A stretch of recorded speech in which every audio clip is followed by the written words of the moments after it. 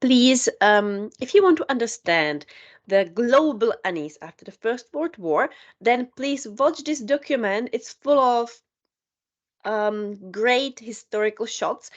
Um, if you follow this timeline channel, it's a great channel because they stream documentaries made by historians and with documentaries made by historians with very modern approach. But this one will make you understand the unease, the atmosphere in society after the First World War. Okay, let's dive in. So, after the First World War, after the war, or before the war, you know,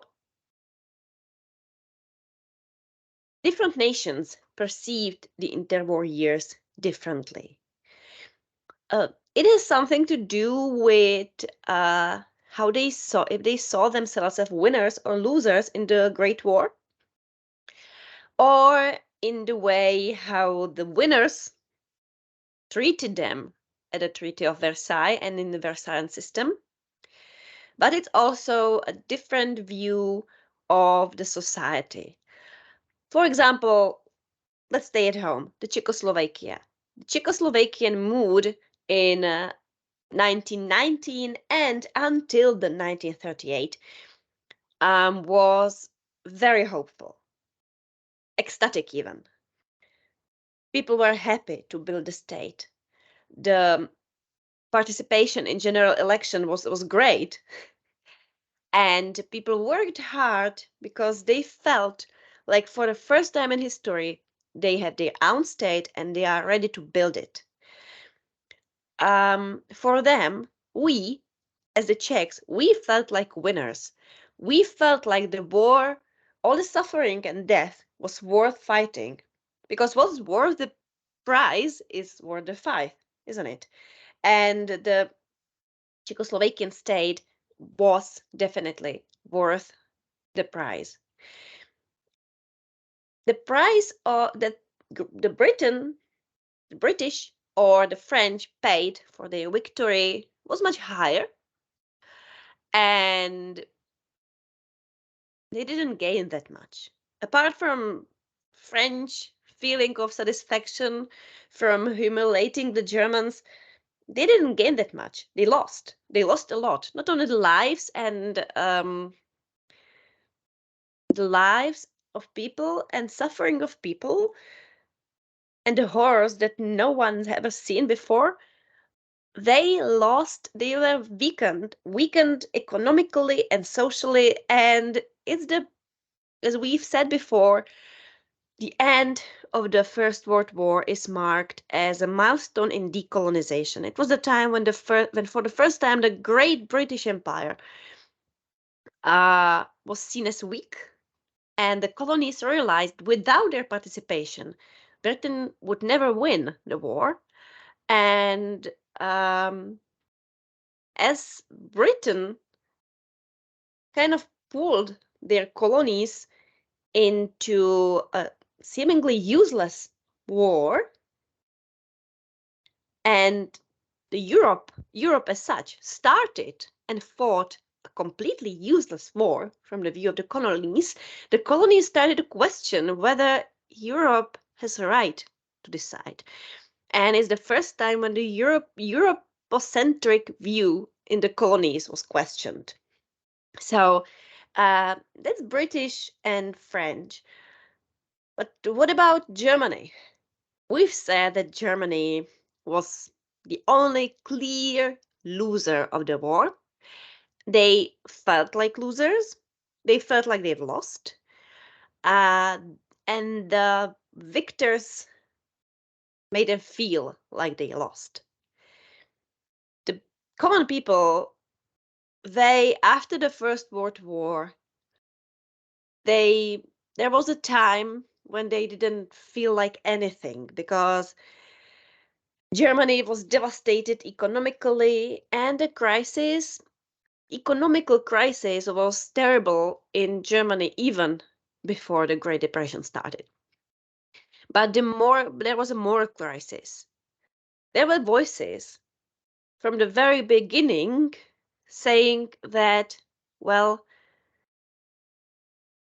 this was not right, that Germany was being treated unfairly, and the victors didn't have a right to do this.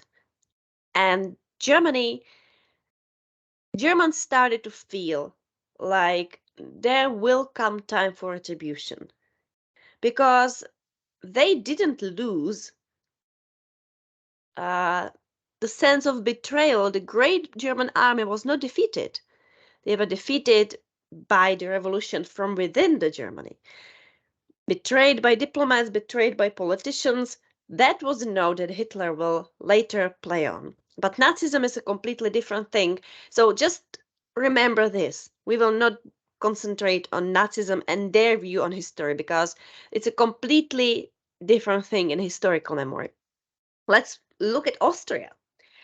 The Austrians, they were in trouble because they didn't know who they were. The only identity Austria had, the only national or so close to national identity Austria had before the Great War, was their loyalty to the monarchy, their loyalty to Habsburgs. Now they had democracy.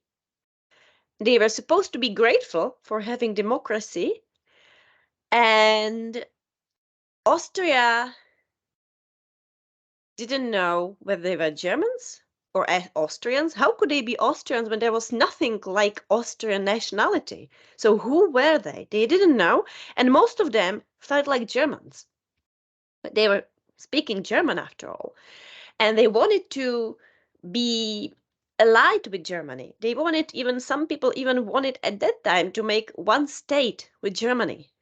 But they were clearly told by the winners of the Great War that if they wanted to be part of Germany, then they'll share Germany's fate.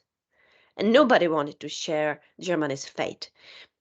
So Austria was people of Austria, they were explained that they are not Germans, they are Austrians.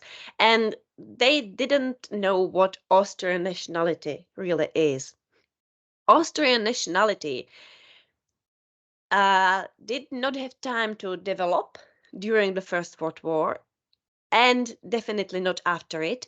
And it will be seen with the coming of Hitler, because most of the people in Austria, they did not really feel that the annexation of Austria by Germany was a crime. Most of that felt like they belonged to Germany all the time. And this problem is not fully explained in Austria even today. After the Second World War, Austria based their nationality on the splendid term of neutrality. That was a constituting factor of their nationality, that and the Alps. And they started to resemble Switzerland and following Swiss example. They were never part of NATO. In Vienna, Soviet and American diplomats could readily meet because it was a neutral place. And this splendid neutrality came to end only with their entering of the European Union, and some people were against that, because they didn't want to be part of any federation, any alliance. They wanted to stay neutral. But still, Austria is not part of NATO and will not be, maybe. So that is Austria. Now let's just look at the USA. The USA did not see it like that, but for the USA, the post-war era was start of their economic dominance outside of the USA. But the citizens did not feel like it. They felt like they should not intervene with Europe. But their political the most prominent politicians did intervene in Europe. And there was this view of the President Wilson that the nations had a right to rule themselves, that that self-identification of the nations that Wilson promoted during the First World War and after the war. So that was the Wilsonian idea. But the idea also said that the nations will be freed from their tyrants, but then left to fend for themselves. Many nations, like Poland, Hungary, Austria, they were freed from their tyranny and had freedom and democracy, but it was very difficult. One thing is to get democracy, to get freedom. One thing is to topple the tyrant, and the second is to build democratic state. We'll come back to that. So how the interwar years were interpreted during time. We look at the Czechoslovakia, at the British and the USA because that's exactly the focus of our lectures. So Czechoslovakia. The interwar period is what we call today the First Republic. It's the period where Masaryk and his circle were seen as the final authority. And the Second Republic was the first to distance themselves from this view. They said that the First Republic was somewhat naive, the democracy was overrated, and we must understand that Masaryk's view on democracy was that democracy is the very constituent element of the Czech national character. Democracy at all costs. Masaryk never allowed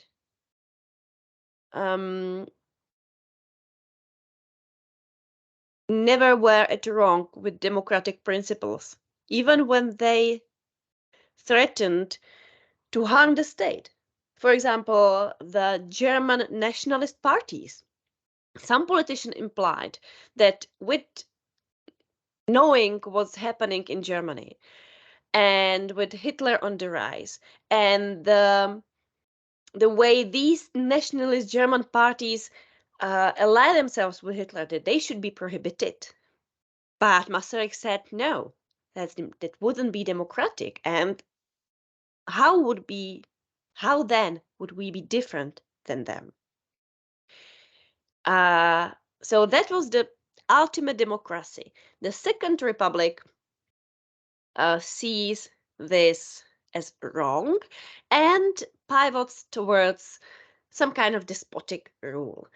The Protectorate, of course, doesn't like the First Republic because the First Republic harmed the Germans inside the state, but we don't have to dwell on it.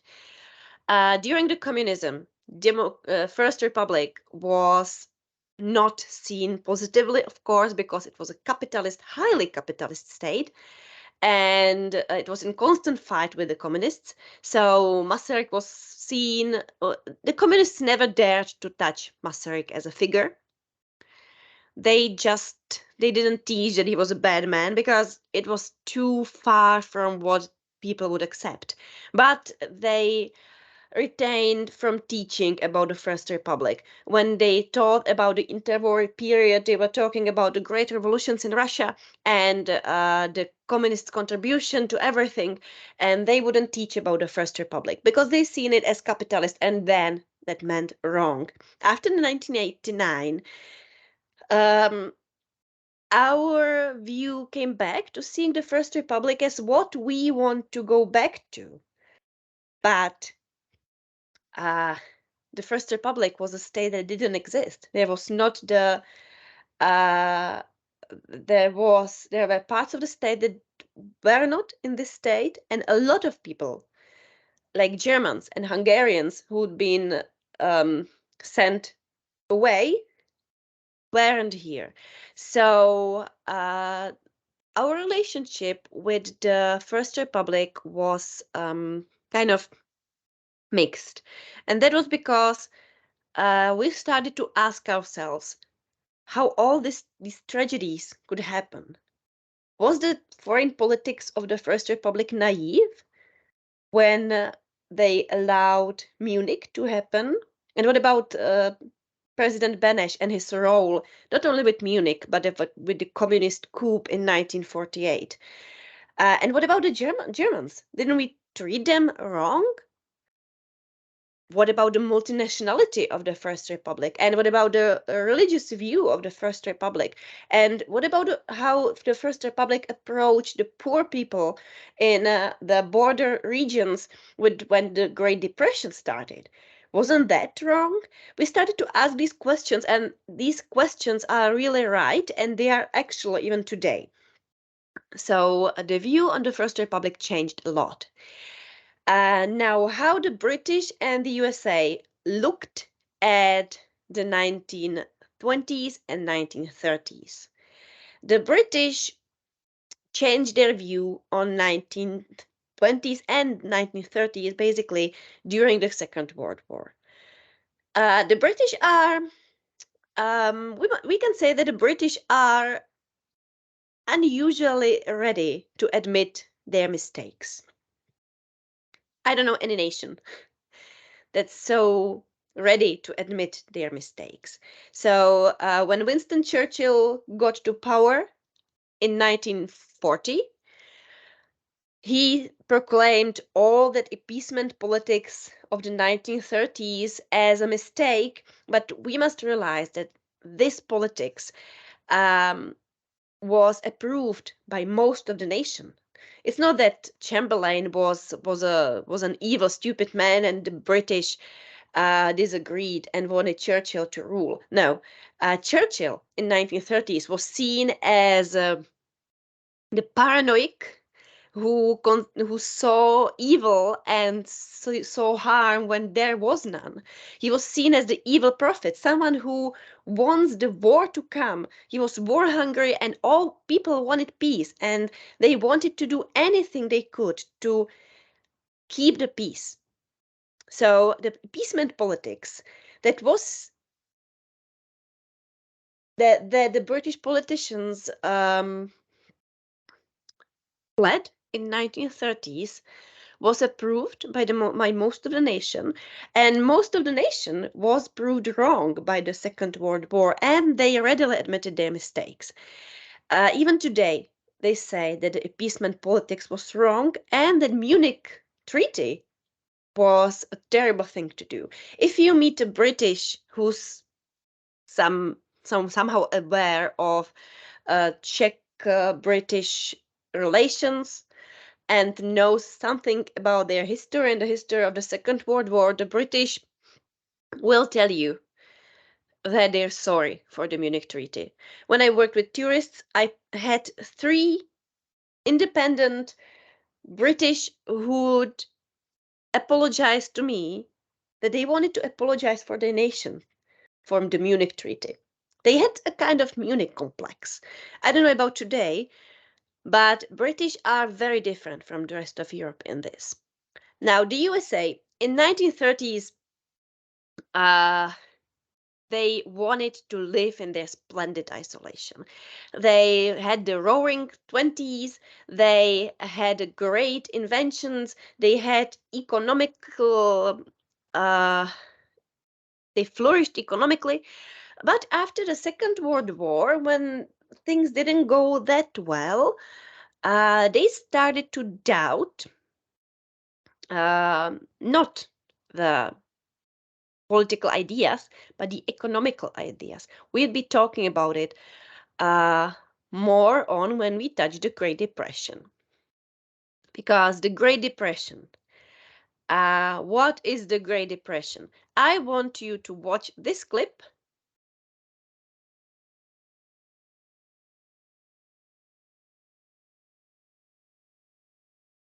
Sorry.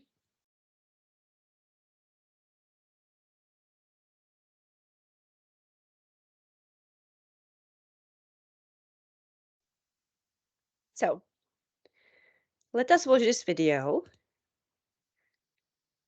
Finance. We are often quick to forget the tragedies of the past, yet valuable lessons are to be had by exploring their causes and effects.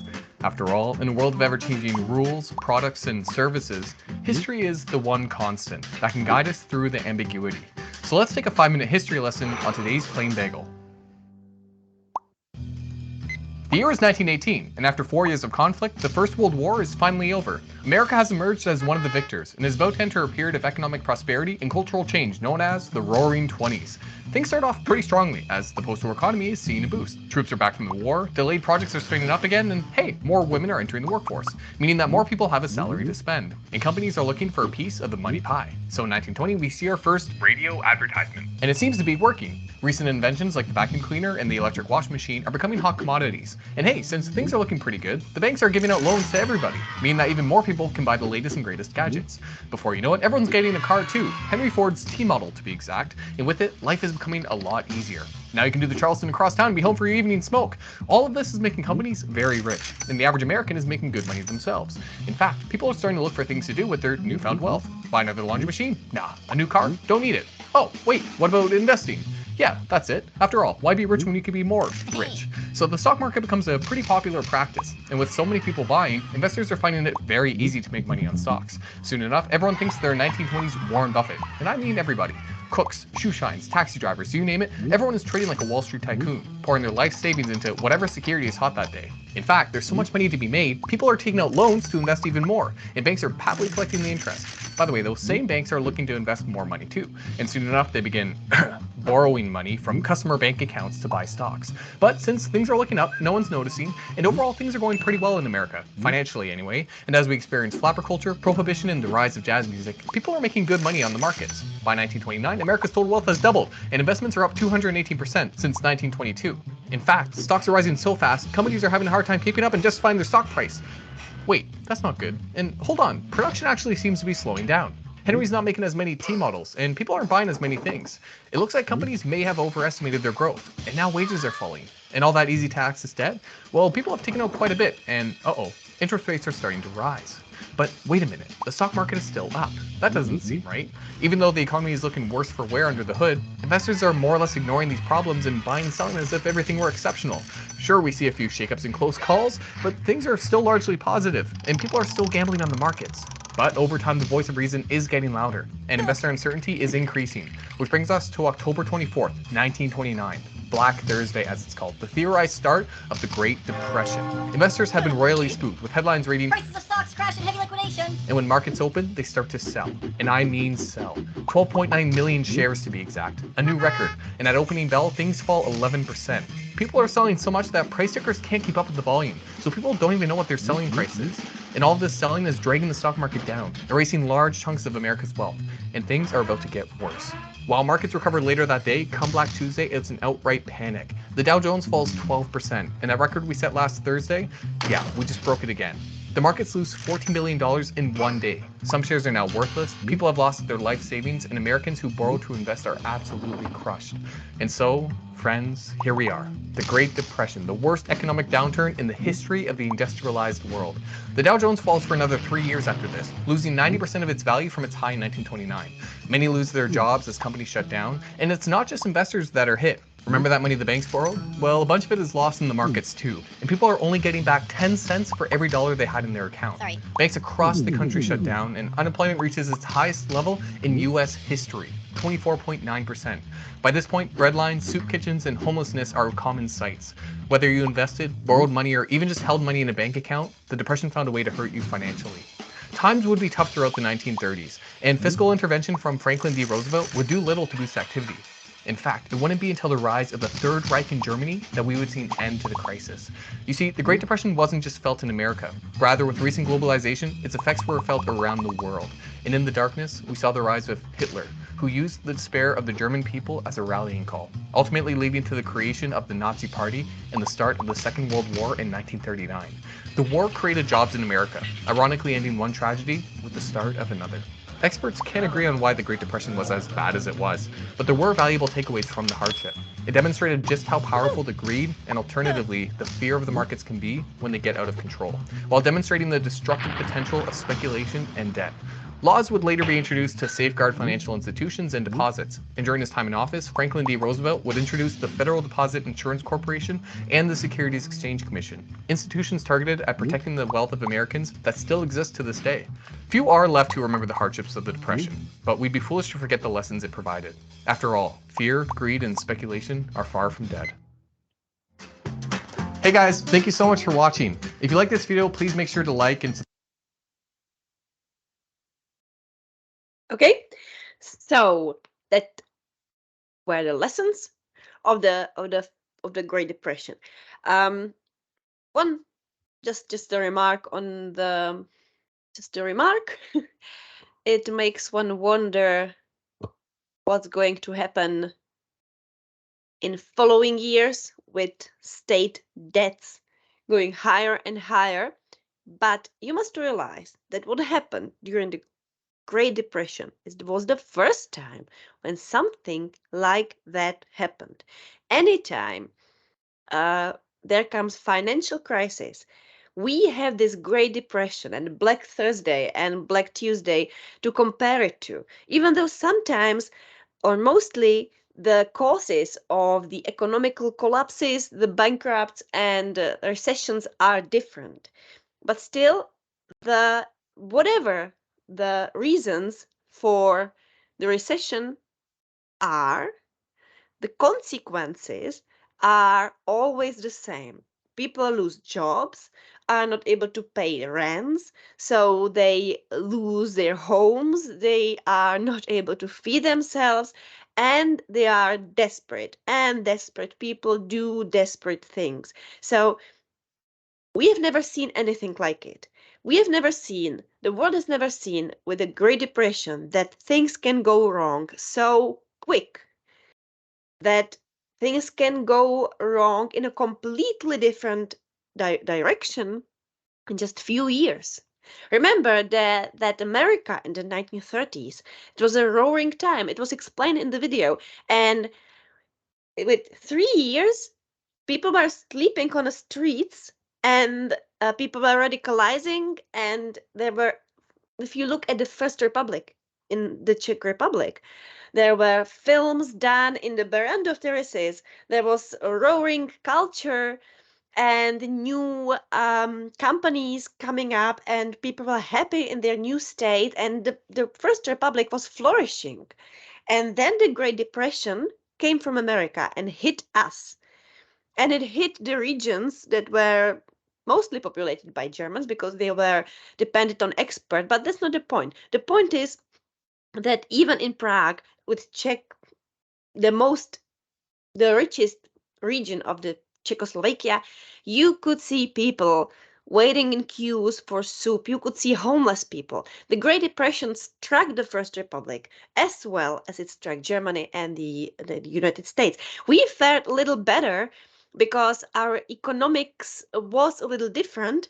But for example, the border regions where there was textile industry and the glass industry, and inconveniently, these were all Germans working in those industries, and these industries were dependent on export, and they suffered with the economical crisis the most, and they were closest to Hitler to let him radicalize themselves, and so on. But that's just the consequence. The point is that people in the First Republic, people in Czechoslovakia in 1928 would not imagine that in a few years their golden years would be turned into catastrophe, into horror. Nobody could imagine it. We are a little wiser today because we have economical experience first, so the markets are followed a little better.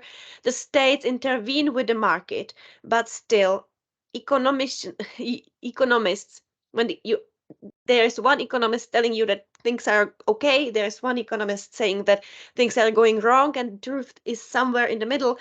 And when crisis strikes, when some recession strikes, like it did in 2008, when there was the Great Recession, so-called, they all say that they didn't expect it. So that is what economics looked like. And if you look at it with the hindsight, you know that there's a war to come. But they didn't know. They didn't even know that their lives, which seemed so radiant, so shiny, are going into darkness. Nobody knew that.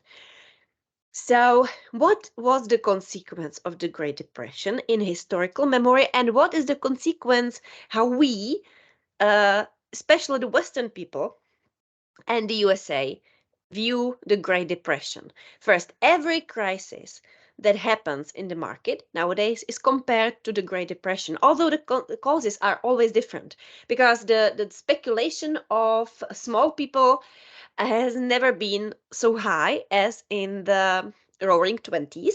But one warning sign is that nowadays a lot of people invest, a lot of small people who are no wolves of Wall Street invest sometimes in cryptocurrency, sometimes in stocks, sometimes in valuables. And this is because of the internet. You have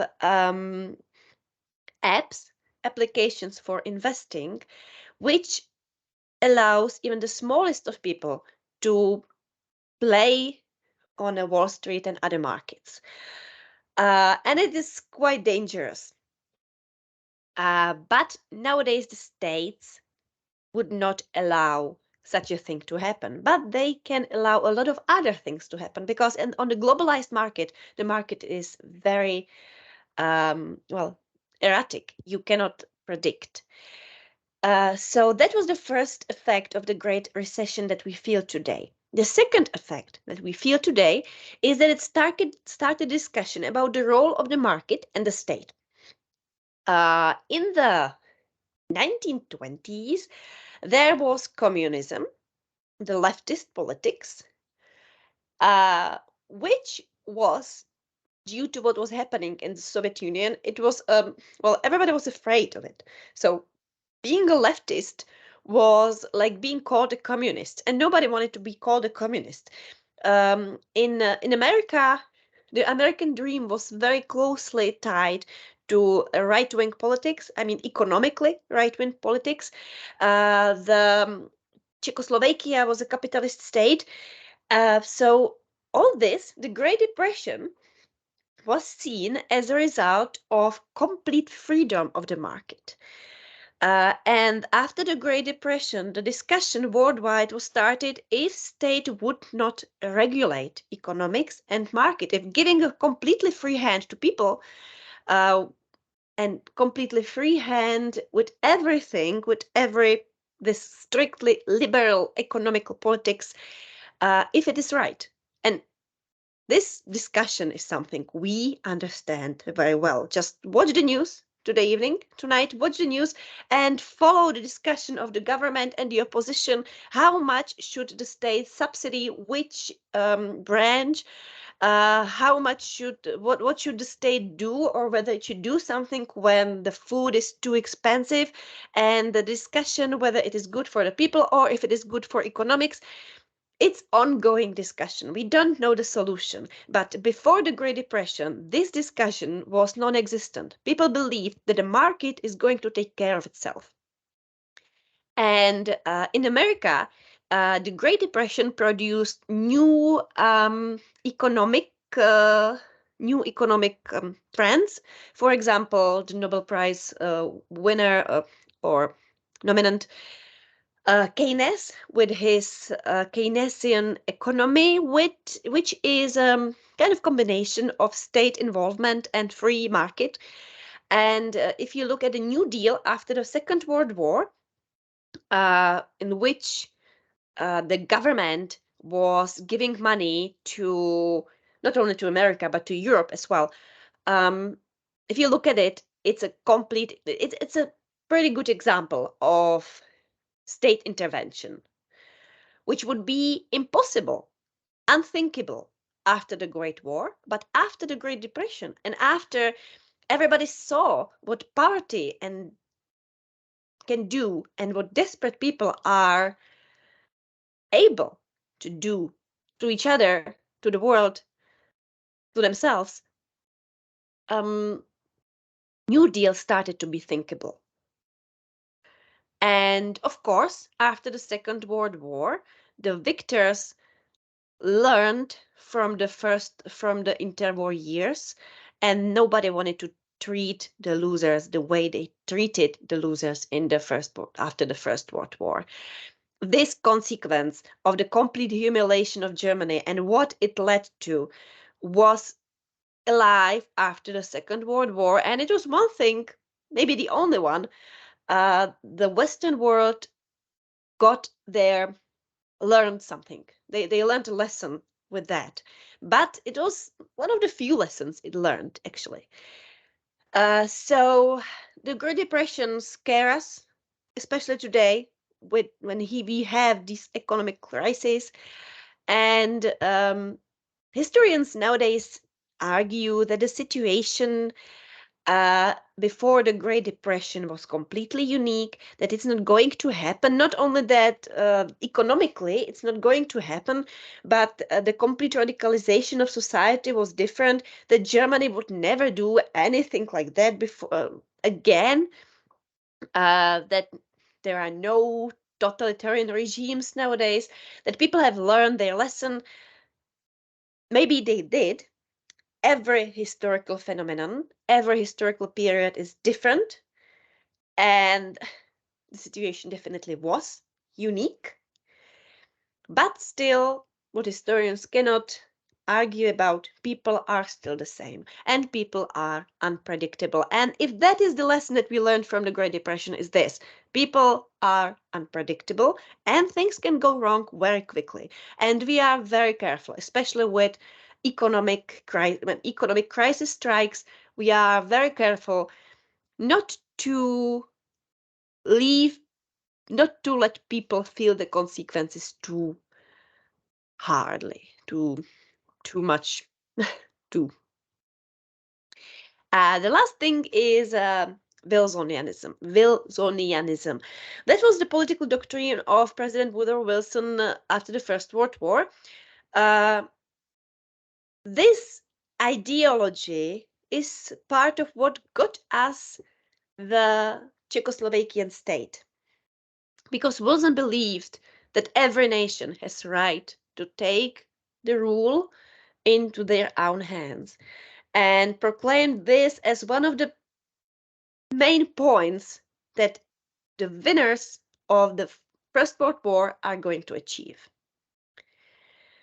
So the USA mingled in the First World War because they wanted other nations to have the freedom and democracy they had. This view was not generally accepted before that. Before the Second World War, it was not generally as accepted during the 1920s, 1930s. Well, even today, we can see one thing, that this Wilsonianism is represented in American thinking. Is the kind of thinking that says that the United States the United States should and can and have right to export their values, the values of democracy, topple regimes around to provide people with democracy. It's this kind of thinking that brings US intervention in a lot of places around the world. And it was started with Wilson. And it was started with Wilsonian involvement at the end of the First World War and at the beginning of the interwar years. But then there is a second sentiment that originated in the interwar years, and that is present in American culture and American thinking even today. And that's the thinking of the splendid isolation. The splendid isolation that was a ruling argument in the interwar years and at the beginning of the Second World War, that America should isolate itself from what was happening in Europe, because it should focus on its own growth and its own problems. And this sentiment is present in American nature even today, and it resonates with that America first motto of some political parties. This clash between America first and Wilsonianism, between America first and export of democratic values and responsibility for the world. One part of American society believes that there should be America first and the rest fend for themselves. And then there is the responsibility of America, of the USA, for freedom and democracy in the whole world. That's the clash of today's sentiments in American thinking. But it started after the First World War. And there was the clash between the splendid isolation, let Europe have its war, let European states war with each other, it's not our problem. And on the other hand, Wilsonianism saying we should protect the smaller nations from their tyrants, and we should allow smaller nations to have their own state. This clash is present in the society, and that is what started in the interwar years. If you didn't understand this from my explanation, then we will finish this lecture with one short clip from the great documentary which I recommend you watch, and that is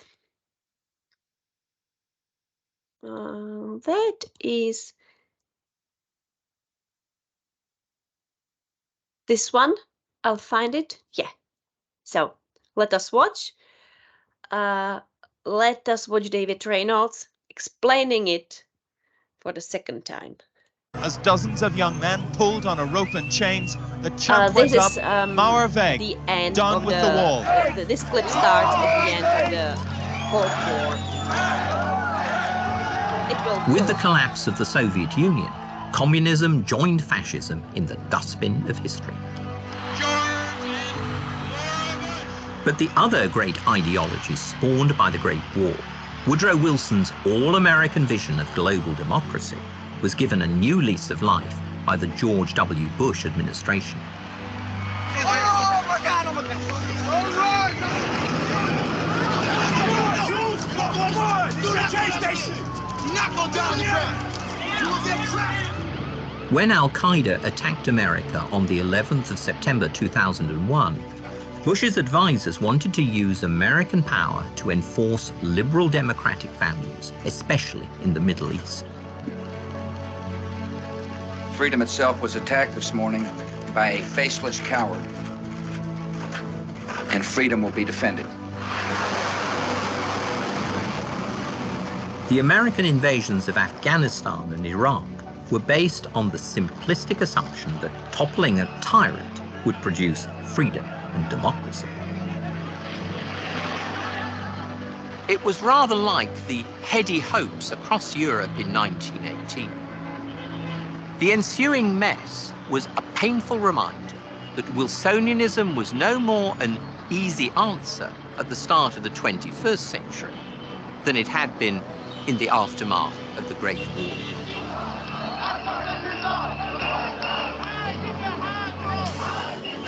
In 2011, a wave of popular uprisings in support of democracy toppled more tyrants in Tunisia, Egypt, and Libya. The wind of change has come. Egypt, congratulations. Congratulations to the whole Arab world. We've done it. The echoes of Europe in 1918 are clear. And now, just as then, real freedom and stability remain elusive.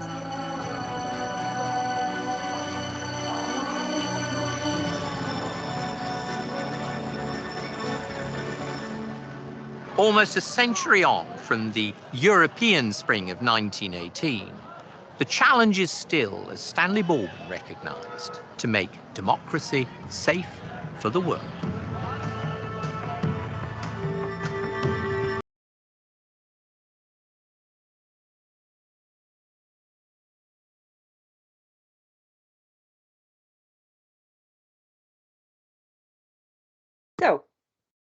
Thank you for your attention. And I'll see you next week. I hope I will see you in person next week. We'll be talking about the Second World War. Just a reminder of what I've sent you in the email, that the next lesson, as all the lessons, is not compulsory, but the lesson on the 26th of April is the only one that I'm setting compulsory attendance. I will be sending attendance list because there will be a Polish professor talking about the events in after 1945 in Poland, and it's a rare opportunity for you to meet a professor from a different university. So I hope I'll see everybody there, and I hope I'll see at least somebody next week in person. And we'll be talking about the Second World War in memory, in different memory views. So have a nice day.